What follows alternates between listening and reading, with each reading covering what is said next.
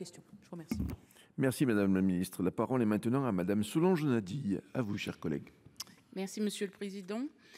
Madame la Ministre, je souhaiterais interpeller le gouvernement sur la situation de la prochaine rentrée scolaire en Guadeloupe. Nous avons appris en fin d'année 2023 que l'Académie de Guadeloupe perdait 107 postes d'enseignants à la rentrée 2024, avec 52 postes en moins dans le premier degré et 55 dans le second degré.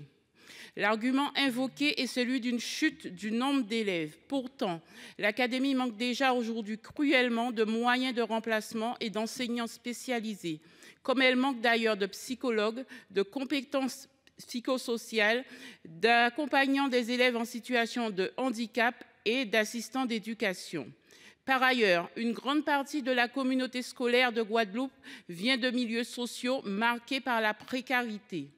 Cela se reflète dans les résultats des évaluations nationales réalisées par les élèves de 6e au mois de septembre dernier, qui classent la Guadeloupe à la 30e place sur 33 académies en français et également 30e sur 33 en mathématiques.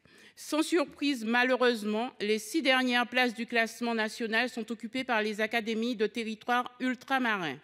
Je dis sans surprise, car les territoires ultramarins sont ceux qui concentrent le plus de difficultés. Ces évaluations nationales, plus qu'une photographie du niveau des élèves, sont en réalité une photographie des inégalités sociales. Il est donc incompréhensible de vouloir supprimer des postes d'enseignants dans ces territoires qui souffrent déjà tant. À ces difficultés s'ajoute aussi une inclusion rendue difficile, faute de moyens en établissements et services médico-sociaux et unités localisées pour l'inclusion scolaire, aux effectifs des classes trop élevés et aux remplacements non assurés.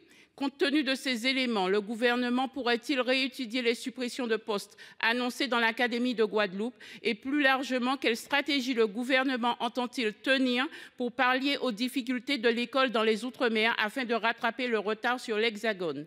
Madame la ministre, le point d'alerte est atteint dans les écoles en Outre-mer. Il est urgent d'agir. Je vous remercie. Et Madame la Ministre. Merci Monsieur le Président, Mesdames, Messieurs les sénateurs, Madame la sénatrice Nadille. Le budget de 2024 pour l'éducation nationale est le premier budget de la nation et évidemment on a l'habitude de dire que c'est la mère des batailles parce que oui, c'est là où on peut résorber en réalité des inégalités qu'on hérite et dans le fond c'est l'endroit où les investissements doivent être les plus importants. Malheureusement, vous l'avez dit, en Guadeloupe, il y a une diminution démographique, elle est réelle. C'est de l'ordre de plus de 83 000 aujourd'hui enfants. Et cette tendance, elle se poursuit depuis plusieurs années.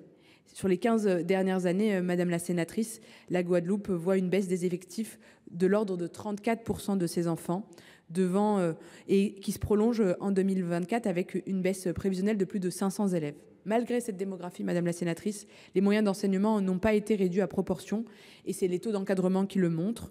Le nombre moyen d'élèves par classe en 2023 est de 16 élèves, Madame la sénatrice, pour les classes en éducation prioritaire et 20 hors éducation prioritaire. Si je prends le cas de l'Hexagone, on est à plus de 18 et 22 en termes de taux d'encadrement.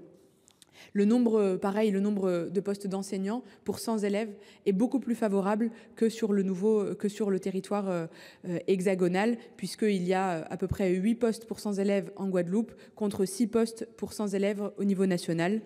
Et Madame la sénatrice, malgré cette démographie, je le rappelais, la ministre de l'Éducation nationale me demande de rappeler qu'effectivement, il n'y a pas à juste proportion d'efforts demandés. Cependant, effectivement, il faut accompagner aussi de manière qualitative des spécificités des Outre-mer et de la Guadeloupe plus spécifiquement, au-delà de la baisse démographique, avec un maillage plus fort en termes de continuité éducative qui est possible, avec des établissements, par exemple, qui fonctionnent très bien en termes d'insertion professionnelle. Je pense évidemment au RSMA, par exemple.